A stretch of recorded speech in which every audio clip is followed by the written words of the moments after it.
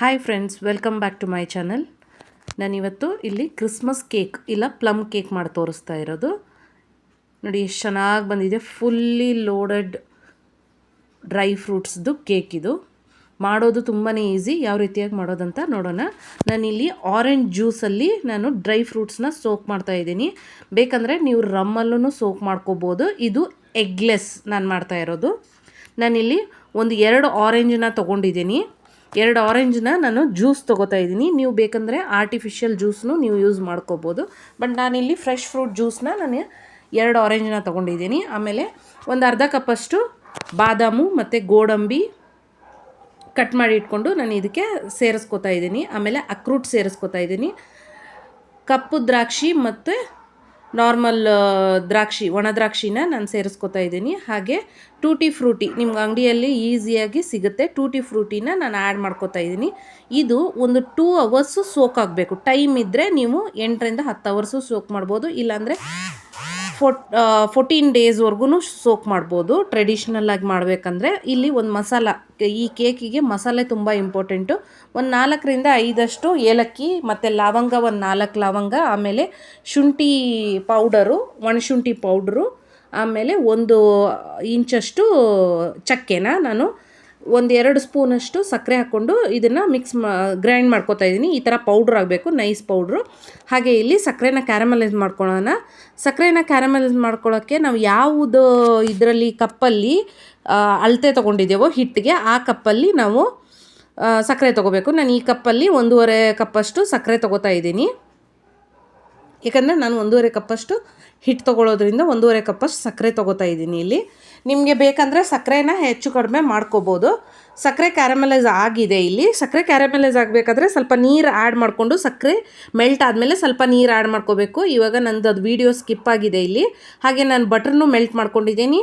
ಆಮೇಲೆ ಆರೆಂಜದು ಮೇಲೆ ಇರುತ್ತಲ್ಲ, ಅದನ್ನು ಸ್ವಲ್ಪ ತುರಿದು ಇಟ್ಕೊಂಡಿದ್ದೀನಿ. ಅದನ್ನು ಹಾಕಿದರೆ ಫ್ಲೇವರು ತುಂಬ ಚೆನ್ನಾಗಿ ಬರುತ್ತೆ.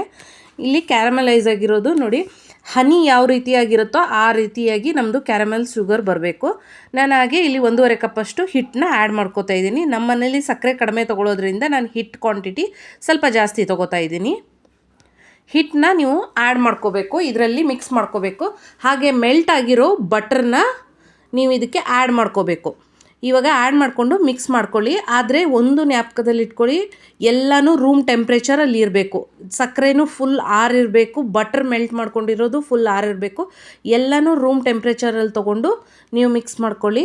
ಇದಕ್ಕೆ ನಿಮಗೆ ನಾರ್ಮಲ್ ಕೇಕ್ಗಿಂತ ಬ್ಯಾಟ್ರು ತುಂಬ ಸ್ವಲ್ಪ ತಿಕ್ಕಾಗಿರಬೇಕು. ನಾರ್ಮಲ್ ಕೇಕ್ ಬ್ಯಾಟ್ರ್ ಯಾವ ರೀತಿಯಾಗಿ ತಿಕ್ನೆಸ್ ಇರುತ್ತೋ ಅದಕ್ಕಿಂತ ಸ್ವಲ್ಪ ತಿಕ್ನೆಸ್ ಇದಿರಬೇಕು. ಇಲ್ಲಾಂದರೆ ಡ್ರೈ ಫ್ರೂಟ್ಸ್ ಹಾಕಿರೋದೆಲ್ಲ ಕೆಳಗಡೆ ಹೋಗಿ ಕುತ್ಕೊಂಡ್ಬಿಡುತ್ತೆ. ಆಮೇಲೆ ನಾನು ಪೌಡ್ರ್ ಮಾಡಿ ಇಟ್ಕೊಂಡಿರೋ ಮಸಾಲನ ಇದು ಮಾಡಿಕೊಂಡು, ನಿಮ್ಗೆ ಎಷ್ಟು ನೀರು ಬೇಕೋ ಅಷ್ಟು ನೀರು ಕ್ವಾಂಟಿಟಿನ ಆ್ಯಡ್ ಮಾಡ್ಕೊಳ್ಳಿ.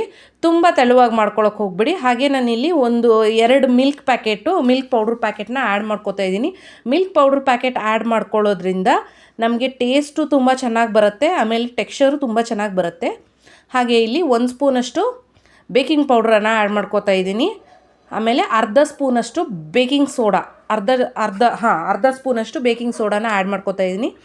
ಇದಕ್ಕೆ ಸ್ವಲ್ಪ ಆ್ಯಕ್ಟಿವೇಟ್ ಆಗೋಕ್ಕೆ ಸ್ವಲ್ಪ ನೀರು ಆ್ಯಡ್ ಮಾಡಿಕೊಂಡು ನಾನು ಕಲಸಿಟ್ಕೋತಾ ಇದ್ದೀನಿ. ಇಲ್ಲಿ ಬೇಕಿಂಗ್ ಪೌಡ್ರು ಮತ್ತು ಬೇಕಿಂಗ್ ಸೋಡಾ ಆದಮೇಲೆ ತುಂಬ ಹೊತ್ತು ನೀವು ಇದನ್ನು ಹಿಟ್ಟನ್ನ ಕಲಿಸ್ತಾ ಇರಬಾರ್ದು, ತುಂಬ ಹೊತ್ತು ಆಚೆ ಬಿಡಬಾರ್ದು.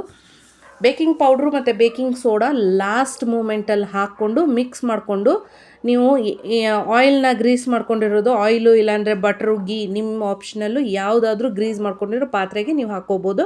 ಇಲ್ಲಾಂದರೆ ಕೇಕ್ ಟೀನ್ಗೂ ನೀವು ಹಾಕ್ಕೋಬೋದು. ನಂದು ಕ್ವಾಂಟಿಟಿ ಜಾಸ್ತಿ ಇರೋದ್ರಿಂದ, ನನ್ನ ಕೇಕ್ ಟೀನು ತುಂಬ ಚಿಕ್ಕದಿರೋದ್ರಿಂದ ನಾನು ಪಾತ್ರೆಗೆ ಹಾಕ್ಕೋತಾ ಇದ್ದೀನಿ ಇಲ್ಲಿ. ಹಾಗೆ ನಾನು 30 ಮಿನಿಟ್ಸು ಪ್ರೀ ಹೀಟ್ ಮಾಡ್ಕೊಂಡಿದ್ದೀನಿ ಇಲ್ಲಿ ಕುಕ್ಕರ್ನ. ಸಾಲ್ಟ್ ಹಾಕ್ಬಿಟ್ಟು 30 ಮಿನಿಟ್ಸ್ನ ಪ್ರೀ ಹೀಟ್ ಮಾಡ್ಕೊಂಡಿದ್ದೀನಿ. ಸ್ಲೋ ಕ್ವಾಂಟಿಟಿಯಲ್ಲಿ ಆದರೂ ಮಾಡ್ಕೋಬೋದು, ಇಲ್ಲಾಂದರೆ ನೀವು ಹೈ ಫ್ಲೇಮ್ ಇಟ್ಕೊಂಡು 10 to 15 ಮಿನಿಟ್ಸ್ ಪ್ರೀ ಹೀಟ್ ಮಾಡ್ಕೋಬೋದು. ಹಾಗೆ ಇಲ್ಲಿ 40 ಮಿನಿಟ್ಸ್ ನಮ್ಮದು ಬೇಕಾಗಿದೆ ಕೇಕು. ಒಂದು ಸತಿ ನಾನು ಚೆಕ್ ಮಾಡಿಕೊಂಡು ಒಳಗಡೆ ಸ್ವಲ್ಪ ಇದು ಇರೋದ್ರಿಂದ ನಾನು ತಿರ್ಗಾ ಒಂದು 20 ಮಿನಿಟ್ಸ್ ಬಿಟ್ಟೆ. ಒಟ್ಟಿನಲ್ಲಿ ನಮ್ಮ ಕುಕ್ಕರಲ್ಲಿ 1 ಅವರ್ವರೆಗೂ ನಮಗೆ ಸೂಪರಾಗಿ ಬೇಕಾಗಿದೆ ಕೇಕು. ನಿಮಗೆ ಯಾವ ರೀತಿ ಓವನಲ್ಲಿ ಆಗುತ್ತೋ ಅದೇ ರೀತಿಯಾಗಿ ಅದೇ ಟೆಕ್ಸ್ಚರಲ್ಲಿ ಇಲ್ಲಿ ಬಂದಿದೆ. ನಾನೊಂದು ಸತಿ ಚೆಕ್ ಮಾಡ್ತಾಯಿದ್ದೀನಿ. ಚಾಕುಗೆ ಏನೂ ಹತ್ತದೇ ಇದ್ದರೆ ಇದು ನಮ್ಮದು ಕೇಕು ರೆಡಿಯಾಗಿದೆ ಅಂತೆಲ್ಲ ಅರ್ಥ.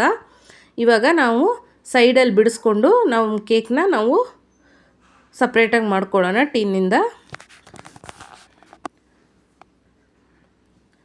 ನೀವು ಮನೇಲಿ ಮಾಡಿಕೊಂಡ್ರೆ ಅಂಗಡಿಗಿಂತ ತುಂಬಾ ಚೆನ್ನಾಗಿರುತ್ತೆ. ನೀವು ಆಚೆ ಬೇಕಂದರೆ ಇದನ್ನು ರಮ್ಮಲ್ಲಿ ನೀವು 14 ಡೇಸ್ ಟ್ರೆಡಿಷ್ನಲ್ ಮೆಥಡಲ್ಲಿ ಮಾಡೋದಾದ್ರೂ ಡ್ರೈ ಫ್ರೂಟ್ಸ್ನ ಸೋಕ್ ಮಾಡಿ ನೀವು ಇಟ್ಕೋಬೋದು, ಅದೂ ಚೆನ್ನಾಗಿ ಬರುತ್ತೆ. ಎಗ್ಲೆಸ್ ಇದು, ಎಗ್ನೂ ನೀವು ಬೀಟ್ ಮಾಡಿ ಹಾಕ್ಕೋಬೋದು ಇದ್ರ ಮಧ್ಯದಲ್ಲಿ. ಯಾವ ರೀತಿಯಾಗಿ ಎಷ್ಟು ಚೆನ್ನಾಗಿ ಬೇಕಾಗಿದೆ ಕೇಕು ನೋಡಿ. ಡ್ರೈ ಫ್ರೂಟ್ಸ್ ಯಾವುದೂ ಕೆಳಗಡೆ ಹೋಗಿಲ್ಲ, ಎಲ್ಲನೂ ನಾವು ಯಾವ ರೀತಿಯಾಗಿ ಮೇಲೆ ಅರೇಂಜ್ ಮಾಡಿದ್ದೀವೋ ಅದೇ ರೀತಿಯಾಗಿ ಇದೆ ಕೇಕು. ಇವಾಗ ಅನ್ಮೋಲ್ಡ್ ಮಾಡ್ಕೊಳ್ತಾ ಇದ್ದೀನಿ ನಾನು. ನೋಡಿ ಯಾವ ರೀತಿಯಾಗಿ ಕೇಕು ಸ್ವಲ್ಪನೂ ಬ್ರೇಕ್ ಆಗದೆ ಎಷ್ಟು ಚೆನ್ನಾಗಿ ಬಂದಿದೆ. ಆಮೇಲೆ ತುಂಬಾ ಸಾಫ್ಟಾಗಿದೆ. ಇಲ್ಲಿ ಮಕ್ಕಳೆಲ್ಲ ವೇಟ್ ಮಾಡ್ತಾ ಇದ್ದಾರೆ ಕೇಕ್ ಕಟ್ ಮಾಡೋಕ್ಕೆ.